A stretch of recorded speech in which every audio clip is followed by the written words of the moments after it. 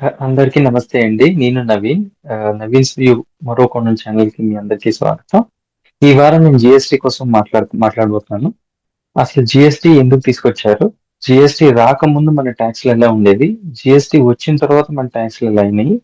అయితే దానివల్ల మనకు గాని, భారతదేశానికి గాని ఏమైనా లాభం ఉందా? ఉంటే ఏంటి? ఏమైనా నష్టం ఉందా? ఉంటే ఏంటి? ఇవన్నీ మీకు తెలుసుకోవాలనే ఆసక్తి ఉంటే ఖచ్చితంగా వీడియో మీరు చూడండి. నేను చాలా క్రిస్ప్‌గా, షార్ట్‌గా అర్థమయ్యేలాగా మీకు చెప్తాను. జీఎస్టీ కోసం తెలుసుకునే ముందు ఒక చిన్న విషయం.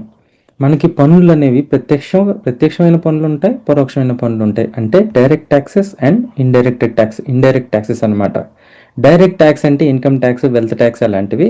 ఇండైరెక్ట్ ట్యాక్స్ అంటే మన excise duty, service tax, custom duty ఇలాంటివి అనమాట. ఇప్పుడు జీఎస్టీ అనేది పూర్తిగా ఇండైరెక్ట్ ట్యాక్సెస్, పరోక్ష పన్నులకు మాత్రమే సంబంధించింది. జీఎస్టీ రాకముందు మన పరిస్థితి ఏంటంటే, ఒక వ్యాపారవేత్త లేదా ఒక బిజినెస్ మ్యాన్ తను ఒక బిజినెస్ కోసం ఏదైనా ముడిసరుకు కొనుక్కుంటున్నాడు అనుకోండి, ఇన్పుట్ ఏదైనా గూడ్స్ కొనుక్కుంటేటప్పుడు తను ఎక్సైజ్ ట్యాక్స్ కట్టాల్సి వస్తుంది.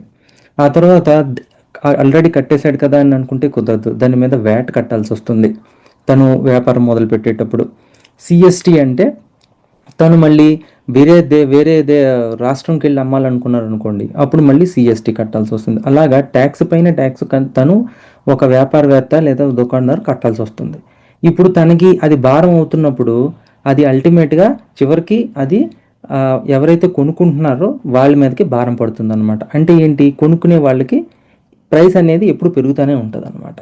సో ఇదేంటంటే ఒక లేయర్ మీద లేయర్, ట్యాక్స్ మీద ట్యాక్స్, ట్యాక్స్ మీద ట్యాక్స్ అనేది ఒక పెద్ద భారం అన్నమాట. అది ఇందాక నేను చెప్పినట్టు ప్రతి స్టేట్కి ఒక్కొక్క సిఎస్టీ ఉంటుంది. ఉదాహరణకి జమ్మూ కాశ్మీర్లో 1% ఉంటుంది, కానీ మహారాష్ట్ర వైపు వెళ్ళాలంటే 13.5% ఉంటుంది. చూసారా? సో ఇవన్నీ అదనపు భారాలు అనమాట. అలాగే ఒక బిజినెస్ మ్యాన్ కూడా జిఎస్టీ రాకముందు తను ఫేస్ చేసే ఇబ్బందులు ఏంటంటే, వ్యాట్కి సంబంధించిన రికార్డ్స్ తను మెయింటైన్ చేసుకోవాలి, సిఎస్టీకి సంబంధించిన రికార్డ్స్ మెయింటైన్ చేసుకోవాలి, ఎక్సైజ్ ట్యాక్స్ సంబంధించిన ఇన్కమ్ ట్యాక్స్ రికార్డ్స్ మెయింటైన్ చేయాలి. అది తలకు మించిన భాగం. ఒక్కొక్కటి వేరే వేరేగా మెయింటైన్ చేసి ఏది క్వశ్చన్ చేసినా తను రెడీగా ఉండాలన్నమాట.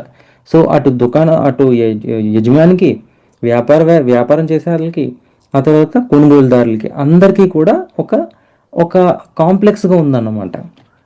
సో అది సాల్వ్ చేయటానికి ఇవన్నీ కాకుండా అంత యూనిఫామ్గా ఒకలాగే ఉండాలి అని ఆలోచించి జిఎస్టీని తీసుకొచ్చారు. అయితే జిఎస్టీ అనేది ఇప్పుడు కొత్తగా మన ఇండియాలో తెచ్చింది కాదు. కెనడాలో ఉంది, న్యూజిలాండ్లో 1986 నుంచి ఉంది, చైనాలో 1991 నుంచి ఉంది, కెనడాలో అన్ని దేశాల్లో కూడా ఇంప్లిమెంట్ చేసి జిఎస్టీ అమల్లోకి వచ్చిన తర్వాత ట్యాక్సెస్ అన్నీ కూడా యూనిఫామ్. అంటే ఆంధ్రాలో కూడా అదే ట్యాక్స్ పడుతుంది, అదే జిఎస్టీ ట్యాక్స్ పడుతుంది.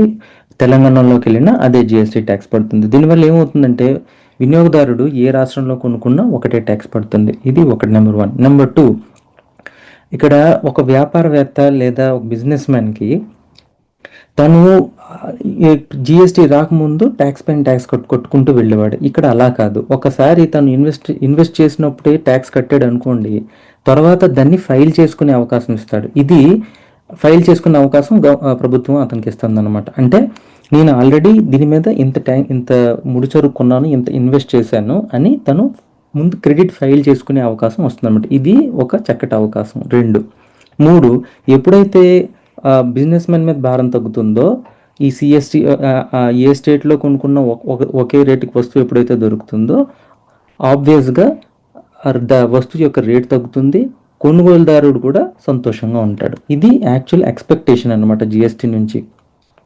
అయితే భారతదేశం లాంటి ఒక పెద్ద దేశంలో ఏదైనా ఇంప్లిమెంట్ చేయాలంటే లోటుపాట్లు ఉంటాయి. ఇప్పుడు అది జిఎస్టీ అమల్లోకి వచ్చిన తర్వాత మనం ఎదుర్కొన్న ఒడిదుడుకులు ఏంటంటే, number 1,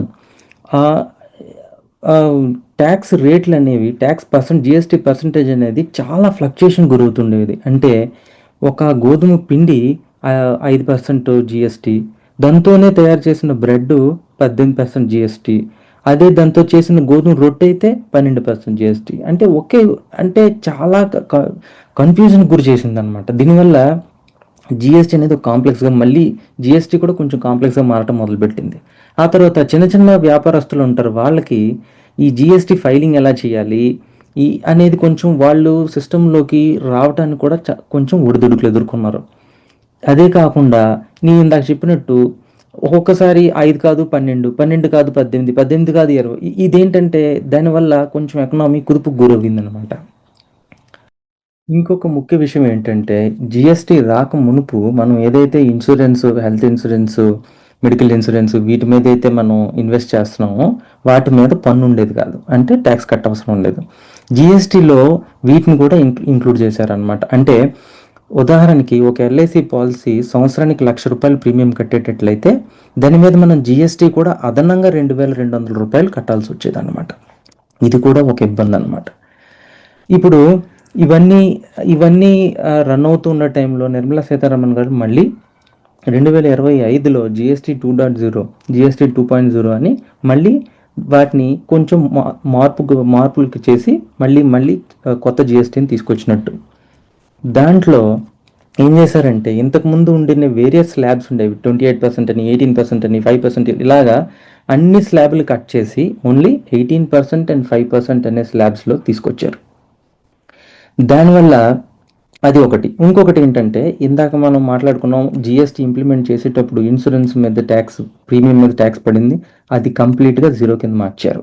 health insurance, life insurance మీద ట్యాక్స్ జిఎస్టీ పర్సెంటేజ్ 0గా మారింది. సో జిఎస్టీ 2.0 వినియోగదారుడి వరకు వచ్చేసరికి మనకి కొంచెం లాభంగానే కనిపిస్తోంది. అయితే ఇందాక చెప్పినట్టు ప్రతి దాంట్లో కూడా లోటుపాట్లు ఉంటాయి. అంటే ముందుగా జిఎస్టీ ద్వారా వసూలైన డబ్బుల్లో కేంద్రం వాటా ఎంత, మన స్టేట్ వాటా ఎంత, దీని మీద ఇంకొంచెం అభ్యాసం చేయాల్సి ఉంటుంది, ఇంకొంచెం వర్కౌట్ చేయాల్సి ఉంటుంది. ఎందుకంటే దాని మీద కొన్ని స్టేట్స్ అగ్రి అవుతున్నాయి, అవ్వట్లేదు, వాళ్ళు కొంచెం ఇబ్బందులు ఫేస్ చేస్తున్నారు. సో దాని మీద ఇంకొంచెం వర్క్ చేయాల్సి ఉంటుంది. అది నెంబర్ 1.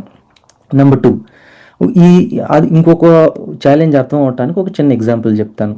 ఒక కంపెనీ ₹1,00,000 పెట్టుబడి పెట్టి ఏదైనా ముడి సరుకు కొనుక్కుంది అనుకోండి, దాని మీద 18% ట్యాక్స్ అంటే కట్టాల్సి వస్తుంది అతను, అంటే ₹18,000. అది ₹1,50,000 అమ్మాడు అనుకోండి, అమ్మినప్పుడు అమ్మేటప్పుడు 5% ట్యాక్స్ వసూలు అవుతుంది. అంటే 5% జిఎస్టీ అప్లై అయ్యి 7,500 వసూలు అవుతుంది. అంటే 18,000 ట్యాక్స్ కట్టాడు, 7,500 మాత్రమే వచ్చింది అవుట్పుట్ ట్యాక్స్, ఇంకా అతనికి 10,500 అన్యూటిలైజ్డ్ కింద ఉంటుంది అనమాట. సో ఇక్కడ ఇంకా కొన్ని రిఫార్మ్స్ రావాలి. అంటే ఈ బ్యాలెన్స్ అయ్యేటట్లుగా కొన్ని పాలసీని ఇంకొంచెం రిఫార్మ్ చేయాల్సి ఉంటుంది. సో మనం ఇంతకుముందు డిస్కస్ చేసుకున్నట్టు మనం చాలా వరకు ముందుకు వచ్చాం. ఇంకా కొన్ని సవాళ్ళు ఉన్నాయి. ఈ సవాళ్ళు కూడా మనం అధిగమించినట్లయితే మనం ఖచ్చితంగా జిఎస్టీ అనేది ఒక మంచి మార్పు అని మనం చెప్పుకోవచ్చు. సో ఇదండి నా దగ్గర ఉన్న సమాచారం. మీ అందరికీ అర్థమైందని, మీరందరూ ఈరోజు ఏదో కొత్త విషయం తెలుసుకున్నారని నేను అనుకుంటున్నాను. ఇది కనుక మీకు నచ్చినట్లయితే మీరు please share, like and subscribe.